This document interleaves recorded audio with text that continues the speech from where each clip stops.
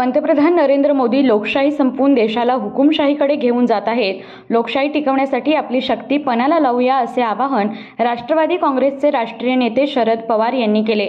तर महाराष्ट्र आमची अस्मिता असून गद्दारांना या महाराष्ट्रातच गाडल्याशिवाय मी स्वस्थ बसणार नाही असा इशारा उठावा शिवसेनेचे प्रमुख उद्धव ठाकरे यांनी दिला.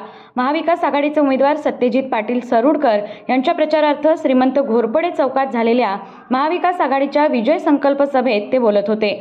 शरद पवार म्हणाले, यंत्रमाग उद्योगावर इचलकरंजीचे अर्थकारण अवलंबून आहे, परंतु या उद्योगाच्या प्रश्नांकडे सरकार ढुंकूनही बघत नाही. पंतप्रधान मोदी सातत्याने महाराष्ट्राचा दौरा करत आहेत, मात्र ते महाराष्ट्राच्या हितासाठी काय करणार, सत्तेचा वापर महाराष्ट्राच्या भल्यासाठी कसा करणार याबाबत भाष्य करत नाहीत.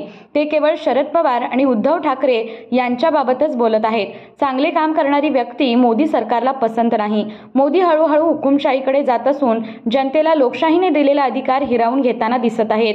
उद्धव ठाकरे म्हणाले, गेल्या वेळी याच व्यासपीठावरून खासदार धैर्यशील माने यांना आणि पंतप्रधान मोदी यांना मतदान करण्याचे आवाहन मी केले होते, परंतु त्याबद्दल मी माफी मागतो. शिवसेना नकली म्हणत मोदी सर्वोच्च न्यायालयावर दबाव आणू पाहत आहेत, त्यामुळे न्यायालयाने मोदींचे हे दबावाचे राजकारण आवरावे. राष्ट्रवादी काँग्रेसचे प्रदेशाध्यक्ष जयंत पाटील, सत्यजित पाटील, काँग्रेसचे प्रदेश सचिव शशांक बावस्कर, आमदार मानसिंग नाईक, माजी आमदार अशोक जांभळे, उल्हास पाटील, राजीव आवळे, प्रताप होगाडे, सयाजी चव्हाण आदींची भाषणे झाली.